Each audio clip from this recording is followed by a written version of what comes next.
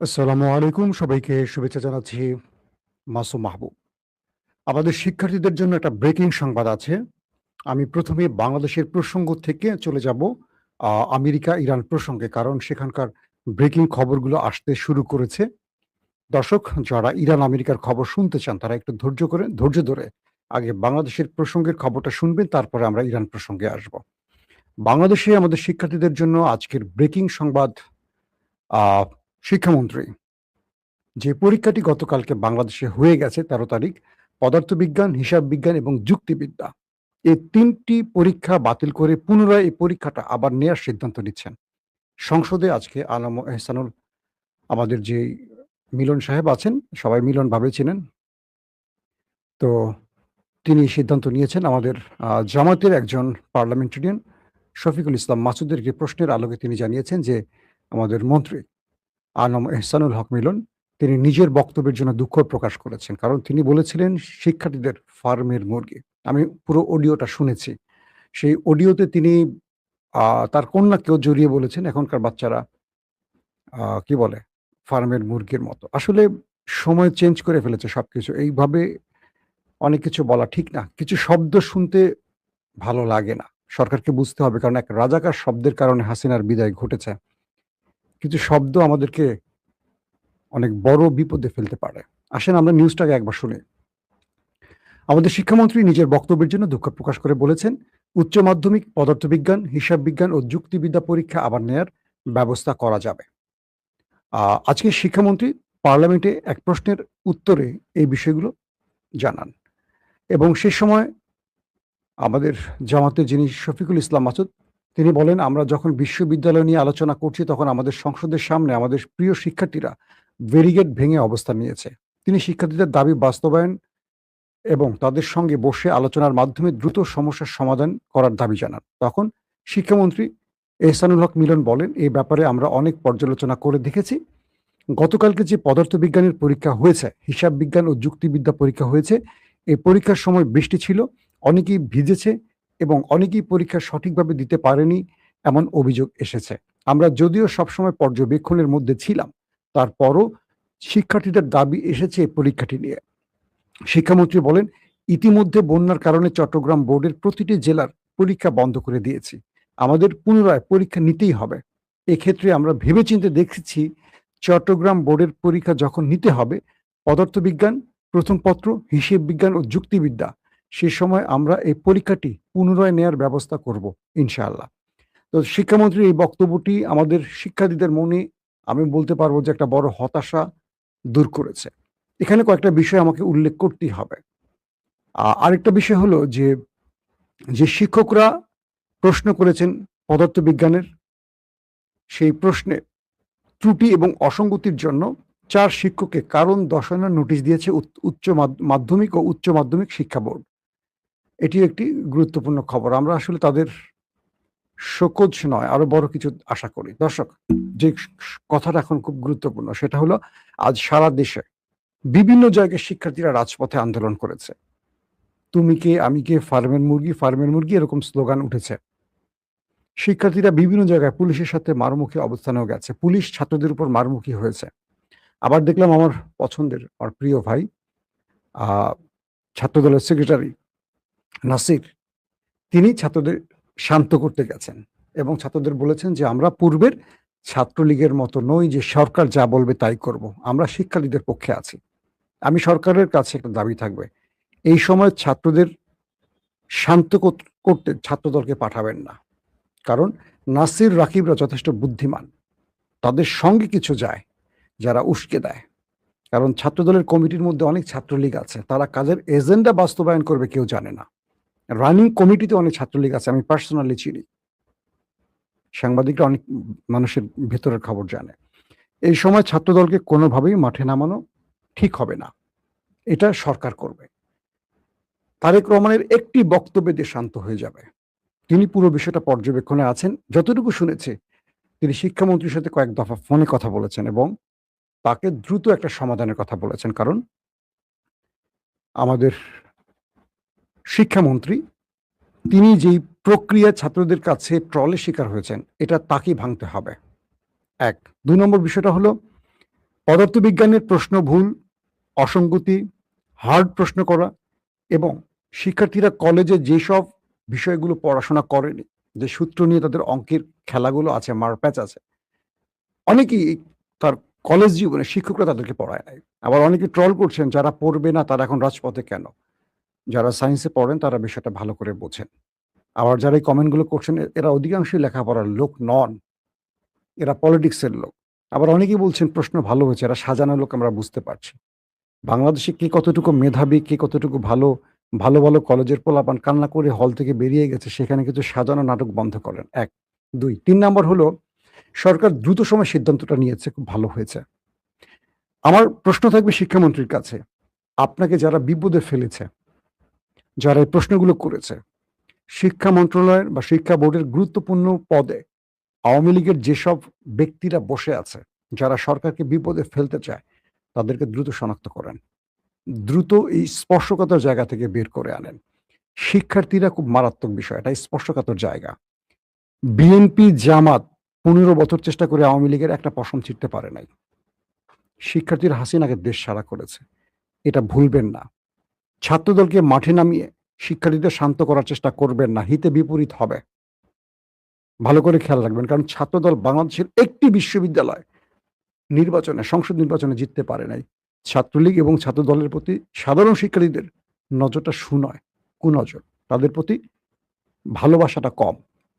সারা দেশে যুবদল, ছাত্রদল, স্বেচ্ছাসেবক দল যা কিছু করে, এর দায়গুলো বিএনপিকে নিতে হয়। তাই এদেরকে মাঠে নামাবেন না। ৪, যে সিদ্ধান্তটা সরকার নিয়েছে দ্রুত মিডিয়ার মাধ্যমে প্রচার করুন যে পরীক্ষাগুলো আবার নেয়া হবে। ছাত্ররা ঘরে ফিরে যাক, তাদেরকে মাঠে নামানো যাবে না। কারণ যেকোনো সময় ফলস ফ্ল্যাগ অপারেশন, বুঝতে পারছেন তো? ছাত্রদের মধ্যে আওয়ামী লীগ তাদের এজেন্ডা দিয়ে বা দিল্লি তাদের এজেন্ট নামিয়ে কোনো বড় রকম একটা অ্যাটাক চালাতে পারে। ২-৪ জন ছাত্রের জীবন চলে গেলেই আক্রমণের ফলে পুরো দেশ আগুন জ্বলে যাবে। পুরো দায় বিএনপিকে নিতে হবে। শিক্ষার্থীদের বলবো, সরকার দাবি অধিকাংশ মেনে নিচ্ছে বা মেনে নিয়েছে। আপনারা ঘরে ফিরে যান। আপনারা ঘরে ফিরে যান। কোনো মা, কোনো পিতা তার সন্তানকে এখন রাস্তায় রাখবেন না। এটা খুবই বিপজ্জনক ব্যাপার। কারণ আওয়ামী লীগ আপনার সন্তানকে টার্গেট করে বিএনপিকে বড় বিপদে ফেলতে পারে। এবং বিএনপিকে বলবো, পুলিশ লাগাবেন না। পুলিশ, ছাত্রদল বা সরকারি কোনো বাহিনী লাগাবেন না। নিরাপত্তার জন্য পুলিশ ছাত্রদের বেস্টনী দিয়ে রাখবে, কিন্তু গায়ে টাচ করবে না। এগুলো হিতে বিপরীত হবে। কারণ সরকার ছাত্রদের অধিকাংশ দাবি মেনে নিচ্ছে।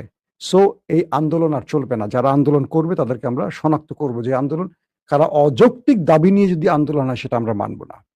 যদি সরকার এই পরীক্ষাটা, যে পরীক্ষাগুলো হয়েছে ছাত্ররা ভালো দিতে পারেনি বন্যার পানি বা বৃষ্টির পানির কারণে, সেই পরীক্ষাগুলো যদি সরকার আবার নিচ্ছেই, যেহেতু সিদ্ধান্ত নিয়েছে, আর কোনো সমস্যা থাকছে না। যেসব অঞ্চলে পানিবন্দী সেই সব অঞ্চলের ক্ষেত্রে সরকার দ্রুত সিদ্ধান্ত নেবে। কোনো শিক্ষার্থী যেন কষ্ট করে হলে গিয়ে পরীক্ষা দিতে না হয়, তাকে যেন ভোগান্তি পেরুতে না হয়, এই ব্যাপারটা সরকার সিদ্ধান্ত দ্রুত নেবে এবং গণমাধ্যমে দ্রুত জানিয়ে দেবে। সো আমাদের দাবি থাকবে, এই একটি ঘটনা দিয়ে সরকার যেন বুঝতে পারে সরকারের রন্ধে রন্ধে আওয়ামী লীগের লোক বসে আছে। কারা এই ভুল প্রশ্ন করেছেন, কারা পানিবন্দী অবস্থায়ও সরকারকে শিডিউল পরিবর্তনে বাধা দিয়েছে। কারণ এই কাজগুলো শিক্ষামন্ত্রী করে না, এগুলো করে বোর্ড। এই বোর্ডের কোন কোন কর্মকর্তারা শিক্ষামন্ত্রীকে এইভাবে বিপদে ফেলেছেন তিনি হয়তোবা জানেন। তাকে দ্রুত ব্যবস্থা নিতে হবে। একটা দেশের মন্ত্রী সবকিছু করে দেয় না, কিন্তু মন্ত্রীকে সব দায়িত্ব নিতে হয়, যেমন শেখ হাসিনা সকল দায়িত্ব নিয়েছে। সো আমাদের মিলন ভাইকেও নিতে হবে। কিন্তু তিনি যাদেরকে, তার যে টিমের মধ্যে যারা রয়েছেন ফ্যাসিস্টদের দোসর, তাদেরকে যদি না চেনেন, সরকারের এখনো গুরুত্বপূর্ণ জায়গায় আওয়ামী লীগের লোক বসে আছে, পুলিশের মধ্যে আছে, আমলার মধ্যে আছে, শিক্ষা বোর্ডের মধ্যে আছে, নানান জায়গায় বসে আছে। কারণ সরকারকে বিপদে ফেলতে পলাতক হাসিনা গ্রুপ বড় বড় প্ল্যান করছে। সরকার এই ব্যাপারগুলোতে যেন সজাগ থাকে, এটি একদম ক্লিয়ার স্পষ্ট বার্তা। আরেকটি কথা বলছি, অভিভাবকদের আপনাদের সন্তানদের ব্যাপারে খবর রাখবেন। আন্দোলন অধিকার আদায়ের জন্য আন্দোলন অবশ্যই করতে পারে, তাদের নিরাপত্তা চিন্তা করবেন। পুলিশ বাহিনীকে, এজেন্সিকে বলবো, ছাত্রদের উপর যেন বড় কোনো হামলা অদৃশ্য থেকে কেউ করতে না পারে। এজেন্সির ভেতরেও কিন্তু হাসিনার লোক আছে, আমাদের এই এজেন্সিগুলো আছে গোয়েন্দা বাহিনীর, তাদের মধ্যেও তাদের লোক আছে। তারা বোমা হামলা থেকে শুরু করে বিভিন্ন রকম অঘটন ঘটাতে পারে, যেটাকে বড় আন্দোলনের রূপ দেওয়ার জন্য প্রয়োজন হতে পারে। এগুলো যেন না ঘটে। দর্শক, চলে আসছি ইরান আমেরিকা প্রসঙ্গে। মার্কিন প্রেসিডেন্ট ডোনাল্ড ট্রাম্প তার একটি বক্তব্যে বলে ফেলেছেন, তিনি ইরানে প্র্যাকটিক্যাল নিউক্লিয়ার অ্যাটাক করেছেন। প্র্যাকটিক্যাল নিউক্লিয়ার অ্যাটাক খুবই ভয়ঙ্কর একটা ব্যাপার। আমেরিকা ইরানের মধ্যে ম্যাসিভ আকারে, ভয়ঙ্কর আকারে অ্যাটাক চালাচ্ছে। ইরানের ড্রোন স্টোরেজ টার্গেট করছে, ড্রোন লঞ্চার টার্গেট করছে, সামরিক স্থাপনা টার্গেট করছে, মিসাইল স্টোরেজ টার্গেট করছে, যেখান থেকে মিসাইল উৎক্ষেপণ করা হয় সেগুলো টার্গেট করছে, রাডার সিস্টেম টার্গেট করছে, প্রতিরক্ষা টার্গেট মানে আকাশ প্রতিরক্ষা সিস্টেমগুলোকে টার্গেট করছে, এবং একটার পর একটা সিরিজ অ্যাটাক ইরানের মধ্যে চলছেই আমেরিকার পক্ষ থেকে। এবং আজকের যে লেটেস্ট খবর, সেখানে বলা হচ্ছে যে হরমুজ ঘিরে বা হরমুজকে ইরান যেখান থেকে কন্ট্রোল করে, সেই কন্ট্রোল জোনগুলোকে একটার পর একটা উড়িয়ে দেওয়ার চেষ্টা করছে আমেরিকা। ইরান তার সর্বোচ্চ দিয়ে প্রতিরক্ষার ব্যবস্থা করছে, এবং এখন পর্যন্ত হরমুজের দুই পক্ষের লড়াই কিন্তু, প্রাণঘাতী লড়াই কিন্তু চলছে। মার্কিন সামরিক বাহিনী ইরানের উপর আরো হামলা চালাবে, এবং এই নির্দেশনা ইতিমধ্যে চলে এসছে। এবং ইরানের গণমাধ্যম বলছে বুশহর, বন্দর আব্বাস এবং মাহশাহর এবং এবং আবাদান শহরে ব্যাপক অ্যাটাক চালিয়েছে আমেরিকা।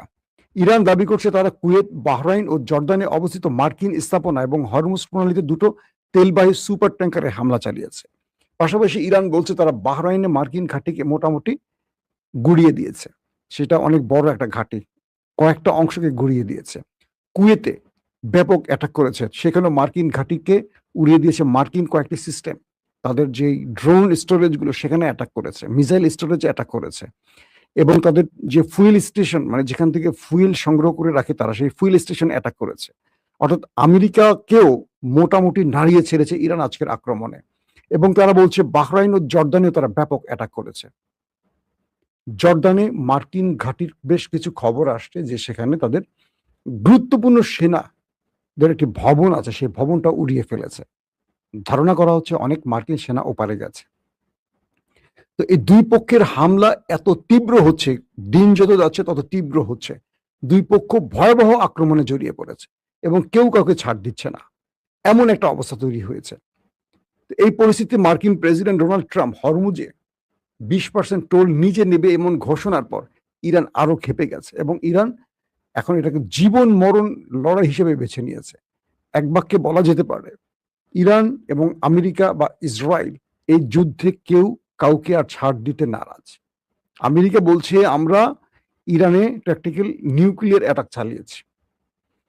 তার মানে এই যে ইরানে আক্রমণ হয়েছে এর মধ্যে একটা নিউক্লিয়ার অ্যাটাক ছিল, ছোট মাত্রায় ধরলাম, কিন্তু নিউক্লিয়ার অ্যাটাক, তার মানে ইরানের কতগুলো মানুষ প্রাণ হারাতে পারে, যে বিষয়গুলো হয়তো ইরান জাতির সামনে আনছে না বা সামনে আনবে, অথবা ট্রাম্প এটা সত্য না মিথ্যা বলছে সেটা ইরানের বক্তব্যের পর আমরা বুঝতে পারবো। তার মানে ইরান এখন নিউক্লিয়ার অ্যাটাকের পরও যখন ভয় পায়নি, তার মানে ইরানকে আমেরিকা দমাতে পারবে না। ইরান এখন ডু ডাই ম্যাচ খেলছে। ইরানের সামনে পথ একটাই খোলা, হয় মরো নতুবা মারো। সহজ বাক্যে, এক বাক্যে কথাটি বলা যেতে পারে, ইরানের সামনে আর কোনো পথ এখন খোলা নেই। দর্শক, তাছাড়া আরো বেশ কিছু তথ্য আসছে এরকম যে ইসলামী প্রজাতন্ত্র ইরানের IRGC তাদের সর্বোচ্চ প্রস্তুতি নিয়ে রেখেছে আমেরিকাকে মোকাবেলার জন্য। তারা বলছে যুক্তরাষ্ট্র একটি অবৈধ পথ দিয়ে হরমুজ প্রণালীতে যান চলাচল নিরাপত্তার নাম করে যে টোল ঘোষণা করেছে, এটা তাদের দিবা স্বপ্ন, কখনো তারা এটি বাস্তবায়ন হতে দেবে না। পাশাপাশি ইরান এটিও বলছে গালফের যে দেশগুলো ইরানে আক্রমণে তাদের ঘাঁটি ব্যবহারের অনুমতি দিচ্ছে, ইরানের নেক্সট টার্গেট তারা হবে। ইতিমধ্যে 6টি দেশকে ইরান টার্গেট করে ফেলেছে এই দ্বিতীয় ফেজে এসে। এবং ইরানের সশস্ত্র বাহিনী আমেরিকানদের প্রতিশ্রুতি ভঙ্গের বিরুদ্ধে দৃঢ়ভাবে অবস্থান নিয়েছে, যে তারা বলছেন যে আমেরিকানরা বারবারই প্রতিশ্রুতি ভঙ্গ করেছে এবং প্রতারণা করেছে ইরানের সঙ্গে। ইরান এই ব্যাপারে কোনোভাবেই আর ছাড় দিতে নারাজ। অন্যদিকে ইউকে হঠাৎ করে ইরানের IRGC-কে সন্ত্রাসী তকমা দিয়েছে। IRGC-কে সন্ত্রাসী সংগঠন হিসেবে ঘোষণা করার যুক্তরাষ্ট্রের সিদ্ধান্তের তীব্র নিন্দা করেছে ইরান। এক বিবৃতিতে পররাষ্ট্র মন্ত্রণালয় বলছে, ব্রিটিশ সরকারের এই সিদ্ধান্তকে রাজনৈতিক উদ্দেশ্য প্রণোদিত এবং আন্তর্জাতিক আইনি নীতির পরিপন্থী বলে নিন্দা জানিয়েছে ইরান। ব্রিটিশ সরকার কর্তৃক আইআরজিসিকে তালিকাভুক্ত করা একটি অন্যায় ও দায়িত্ব জ্ঞানহীন পদক্ষেপ, যা রাষ্ট্রসমূহের সার্বভৌমত্ব, সমতা এবং দেশগুলোর অভ্যন্তরীণ বিষয়ে হস্তক্ষেপ না করার নীতিসহ আন্তর্জাতিক আইনের মৌলিক নিয়মগুলোর লঙ্ঘন। আইআরজিসি যারা ইরানকে রক্ষায় কাজ করছে, ইন্টারেস্টিং ব্যাপার দেখেন, তাদেরকে বলছে তারা সন্ত্রাসী সংগঠন, কিন্তু যারা ফিলিস্তিনে হাজার হাজার লক্ষ লক্ষ মানুষ মারল তারা সন্ত্রাসী না। যারা ইরানের ভেতরে একটি আক্রমণে স্কুলের 200 মানুষ মেরে দিল, যার মধ্যে 168 জন কোমলমতি শিক্ষার্থী ছিল, ছোট বাচ্চা, ফুলের মতো বাচ্চা, পৃথিবীর কোনো মানবাধিকার সংগঠন, জাতিসংঘ চোখে দেখলো না। এই সভ্যতাগুলো তারা পুরো পৃথিবীতে প্রচার করে। আমরা সেই প্রচারগুলো দেখি আর আমাদের উচ্চ শিক্ষার জন্য সেই দেশগুলোতে গিয়ে আমরা সভ্যতা অর্জন করে আবার দেশে এসে আরো বড় অসভ্য হই। ইরান এবং আমেরিকার মধ্যে এখন যে ফেজে খেলা চলছে, এটা নিউক্লিয়ার অ্যাটাকের দিকে যাবে। মার্কিন গণমাধ্যম বলছে, যদি ইরানের আক্রমণে ট্রাম্পের কিছু ঘটে, সেক্ষেত্রে নেক্সট প্রেসিডেন্ট হবে vice president JD Vance. JD Vance সেনাবাহিনীকে নির্দেশ দিয়েছেন, এমন তথ্য মার্কিন গণমাধ্যম প্রচার করছে, যে ট্রাম্পের কিছু হলে আমেরিকা ইরানের উপর নিউক্লিয়ার অ্যাটাক চালাবে। আমেরিকার এত খাউস কেন নিউক্লিয়ার অ্যাটাক চালাবার? আমার মনে হয় ইরানের উচিত এই মুহূর্তে তাদের নিউক্লিয়ার পরীক্ষাটা চালানো। আমার ধারণা তারা বানিয়ে রেখেছে, এটা আমি বিশ্বাস করি। যদি বানিয়ে ফেলে একটা পরীক্ষা চালানো, কারণ ইতিমধ্যে ইরানে আমেরিকার ট্রাম্পের বক্তব্য অনুসারে তারা নিউক্লিয়ার অ্যাটাক করেছে। যে যুদ্ধ চলছে এর মধ্যে সীমিত আকারে, হয়তো বড় না, কোনো নিউক্লিয়ার ওয়ারহেড ব্যবহার করেছে। ইরান অনেক জিনিস হজম করছে। দুটো প্রশ্ন তৈরি হয় না, যে ইরান এত বড় খবরটিকে হজম করলো কেন? 2, এই নিউক্লিয়ার অ্যাটাকের পরও ইরান ভয় পেল না কেন? তার মানে আমেরিকা এখন বুঝতে পারছে ইরানকে আর ভয় দেখানো যাবে না। কিন্তু হরমুজ নিয়ে এই আক্রমণ এখন তীব্র হচ্ছে, বড় মাত্রায় চলে যাচ্ছে। এটাকে যদি এখন বন্ধ করা না যায়, তৃতীয় বিশ্বযুদ্ধের দিকে যাচ্ছে। যখন আমেরিকা বলছে হরমুজ থেকে তারা টোল আদায় করবে, আমার নদী টোল আদায় করবে আরেকজন 10,000 মাইল দূর থেকে এসে। কি অদ্ভুত না শক্তির, মানে কি বলবো, যে শক্তির যে আস্ফালন, সেটা বোঝা যাচ্ছে কিরকম। ইরান বলছে আমার জলরাশি থেকে তুমি টোল নিবা আমি বেঁচে থাকতে, ওকে, তুমি কি করতে চাও করো, আমি আছি তোমার সামনে, দেখি। চীন রাশিয়া বলে দিয়েছে মগের মুল্লুক, ইরানের জলরাশিতে তোমাকে আমি টোল দিব, আসো তুমি টোল নাও আমার কাছ থেকে। এবার মাঠে নামছে কে? চীন, রাশিয়া। এই দুটো দেশ যদি এক হয়ে যায়, আর হরমুজ থেকে প্রায় 80-90% ইরানের তেলটা নেয় কে? চীন। চীন হলো ইরানের সবচেয়ে বড় ক্রেতা। চীন বলছে আমেরিকাকে, তুমি হরমুজ থেকে 20% টোল নিবে আমার কাছ থেকে, আমি তোমাকে দিব টোল। এত সহজ? তার মানে এই দুটো দেশ ইরানকে আরো বেশি সহযোগিতা করবে আমেরিকাকে গালফ থেকে খেদানোর জন্য। এখন আমেরিকা এই যুদ্ধে যদি চলে যায়, আমেরিকার সুপার পাওয়ারের পতন। ইরান যদি আমেরিকার কাছে নতি স্বীকার করে, পুরো ইরান আমেরিকার দখল। কারণ আমেরিকা বলেছে আমরা ওদের গ্যাস নিব, তেল নিব, ওদের স্বর্ণ নিব, ওদের যা যা আছে সব নেব। এখন ইরানকে আর আমেরিকাকে, ইরানকে বেঁচে থাকার লড়াইটা করতে হবে। বেঁচে থাকার লড়াইটা হয় সবচেয়ে শক্তিশালী। যখন জুলাইতে আন্দোলন হচ্ছিল, শিক্ষার্থীরা বুঝে গেছে যে আমরা যদি আন্দোলনটা বন্ধ করে দিই, হাসিনা একটাকে বাঁচতে দেবে না। হাসিনা যে পরিমাণ দানবীয় নারী, আন্দোলনের পর পুলিশ দিয়ে প্রতিটি বাসা থেকে তুলে এনে এনে একটাকে একটা করে জবাই করবে। কারণ সিরিজ যে 2000 মানুষকে মারতে পারে, 40,000কে অন্ধ, পঙ্গু, ল্যাংড়া, খোড়া বানাতে পারে, যেই সরকার তার দেশের শিক্ষার্থীদের, তার দেশের নাগরিকদের এই প্রকাশ্যে মারতে পারে, আন্দোলন যদি হাসিনা দমাতে পারে, বাংলাদেশে আর কখনো আন্দোলন সফল হবে না। এত প্রাণের বিনিময়ে যদি হাসিনার কিছু না হয়, এই দেশ আজীবনের জন্য দিল্লির সিলমোহরের নিচে পড়ে যাবে। শিক্ষার্থীরা এই বিষয়টি বুঝতে পেরেছে, জনতা বুঝতে পেরেছে। তারা জীবন দেওয়ার জন্য যখন নেমেছে, একটা সময় হাসিনা পালাতে বাধ্য হয়েছে। তার মানে ডু ডাই ম্যাচ খেলেছে শিক্ষার্থীরা বা ছাত্র জনতা। ইরান এই ম্যাচটি খেলছে এখন। আমেরিকাকে কিন্তু ইরানও মারছে, কিন্তু ইরান মরছে, কিন্তু ইরান মারছে। ইরান মার খেয়ে ঘরে বসে থাকছে না। আমেরিকা যে পরিমাণ ক্ষতি করছে ইরানের, ইরান আমেরিকার তার কম ক্ষতি করেনি। আমেরিকার মিসাইল ফুরিয়ে আসছে। আজ সারাদিন যে খবরগুলো পেয়েছি, আমেরিকার গুরুত্বপূর্ণ মার্কিন ঘাঁটিগুলোর মোটামুটি গুড়িয়ে উড়িয়ে ছড়িয়ে দিয়েছে।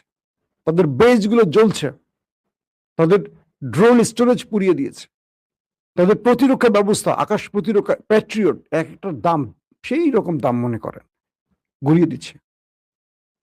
আরব দেশগুলোর মধ্যে একটার পর একটা মিসাইল আর ড্রোন হিট করছে, পুরো দেশের মধ্যে সাইরেন বাজছে। আমেরিকা ইরানকে ছাড় দিচ্ছে না। দুই পক্ষ সমান্তলে লড়াই চালিয়ে যাচ্ছে। ভয়াবহ এক লড়াই চলছে এখন দু দেশের মধ্যে। দর্শক, আজকে রাতে যদি আরো বড় বড় খবর আসে, চেষ্টা করবো 12টা বাজুক আর 1টা বাজুক আপনাদের খবর দেওয়ার জন্য।